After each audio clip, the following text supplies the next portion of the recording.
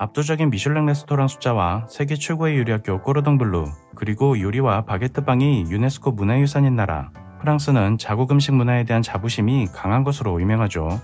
하지만 지금 프랑스인들에게 가장 핫한 음식은 햄버거입니다. 프랑스 맥도날드 매출은 유럽에서 1위, 미국을 제외한 나라들 중에서는 2위를 기록하고 있는데요. 프랑스 축구 리그인 리그앙의 2025년 메인 스폰서가 될 정도로 폭넓은 인기를 얻고 있습니다. 이외에도 미국의 여러 패스트푸드 체인들이 프랑스 시장에서 급성장하고 있고 새롭게 진출하는 브랜드도 늘어나고 있죠. 현재 프랑스 내 패스트푸드 매장은 약 52,500개로 미국의 음식들은 프랑스인들의 일상에 깊숙이 파고들고 있습니다. 까다로운 입맛에 자국 음식에 대한 고집까지 강한 프랑스인들은 왜 미국 패스트푸드에 빠지게 되었을까요? 프랑스인들은 배가 부르다는 말보다 충분히 먹었다라는 표현을 자주 씁니다. 식사는 음식을 즐기기 위해 먹는 것이라는 생각이 프랑스에서는 유독 강하죠. 음식에 대한 이런 신념은 그들의 점심 식사만 봐도 알 수 있습니다. 3가지 요리 코스는 프랑스 전통 점심의 흔한 형태입니다. 아직도 일부 학교들은 이 3가지 코스의 급식을 제공하고 있는데요. 식사가 여러 단계를 거치다 보니 점심시간은 약 1시간 반에서 2시간으로 세계에서 가장 긴 것으로 유명합니다. 대도시를 벗어나면 점심시간대에 작은 슈퍼마켓과 상점들이 문을 닫아 외국에서 온 관광객들이 당황하는 모습도 종종 볼 수 있습니다. 또 만약 외국인 직원이 점심시간에 업무를 하거나 식사를 빨리 끝내고 사무실로 돌아오면 프랑스 직원들의 눈총을 각오해야 했죠. 그런데 이렇게 긴 점심시간의 기원은 처음부터 음식을 즐기기 위해 시작된 것은 아니었습니다. 산업혁명 기간 동안 프랑스 공장들의 작업 환경은 매우 열악했습니다. 공장 내부는 숨쉬는 것조차 위험할 정도로 위생 상태가 최악이었죠. 공장주는 노동자들이 심각한 질병에 걸리지 않도록 점심시간에 반드시 바깥으로 나가도록 하는 규정을 만들었습니다. 덕분에 직원들은 밖에서 오랜 시간을 보낼 수 있었고 지금과 같은 긴 점심 문화가 생겨나게 됩니다. 2010년대까지도 프랑스의 평균 점심시간은 약 1시간 40분이었습니다. 사람들은 느긋하게 코스 요리 식사를 즐기며 와인까지 곁들였는데요. 무려 2014년에 이르러서야 고용주가 점심 음주를 금지할 수 있는 법안이 통과되었습니다. 업무 중에 술을 마신다는 게 우리로서는 이해하기 어렵고 또 그것을 금지시킨다면 너무도 당연히 받아들이겠지만 프랑스인들은 달랐습니다. 이전까지 시위를 진압하는 경찰들에게 점심 식사와 함께 와인을 제공했는데요. 식사 중 음주가 금지되자 경찰 노조는 노동법 위반이라며 강하게 분노를 표출했습니다. 이렇게 식사 문화에 대해 고집스러운 프랑스인들에게 그러나 조금씩 변화가 일어나기 시작합니다.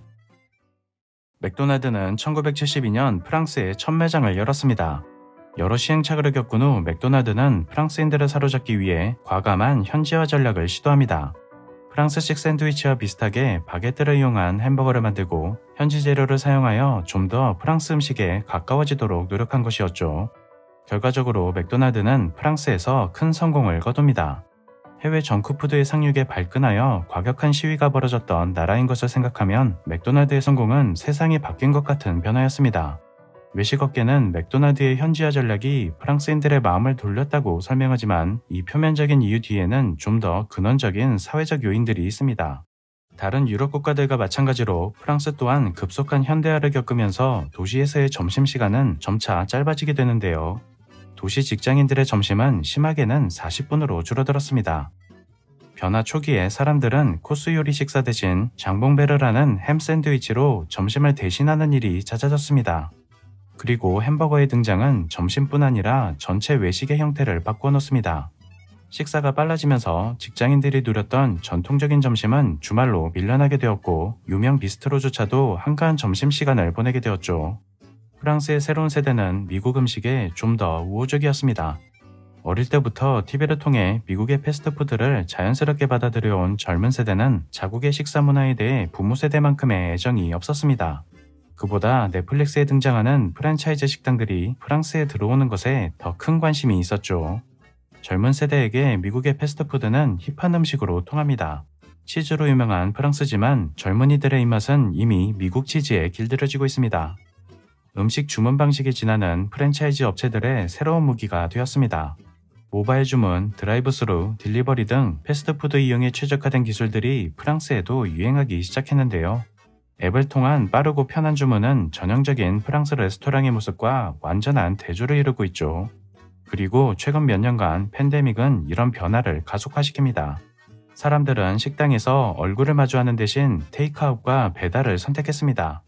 프랑스의 오래된 식당들에겐 악재였죠.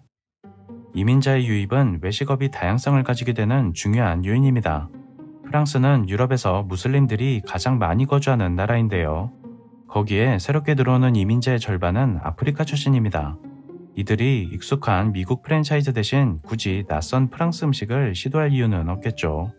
게다가 대부분 소득이 높지 않아 저렴한 음식을 선호하고 직업 특성상 빠르게 식사를 해야 하는 경우가 많습니다. 2018년 프랑스 내 이민자의 비율은 14%였습니다. 프랑스 인구의 3분의 1은 두 세대를 넘으면 이민과 관련되어 있고, 특히 파리는 이민자이거나 이민자 부모를 둔 사람들이 인구의 45%에 이르고 있죠. 그리고 프랑스 내 패스트푸드 매장의 상당수는 파리 지역에 밀집되어 있습니다. 하지만 높은 이민자 비율이 패스트푸드 매출에 항상 도움이 되는 것만은 아닙니다. 가자 지구의 이스라엘 팔레스타인 문제가 격화되면서 일부 무슬림들은 맥도날드와 스타벅스와 같은 미국 업체들을 보이콧하기도 했습니다. 무슬림 비율이 높은 파리 지역은 특히 타격이 클 수밖에 없었죠. 프랑스 맥도날드는 이로 인해 7%의 매출 감소를 보인 것으로 알려져 있습니다. 그럼에도 미국 패스트푸드 업체들의 호황은 계속되고 있습니다. 이들의 활약에 고무된 후발 업체들의 참전으로 패스트푸드는 계속해서 프랑스를 점령해 나갈 것으로 예상됩니다. 이렇게 식습관이 미국화됨에 따라 한편에선 비만 문제까지 새롭게 떠오르고 있는데요. 프랑스인들은 살찌지 않는다는 오래된 고정관념도 이제는 사라지게 될 것 같습니다.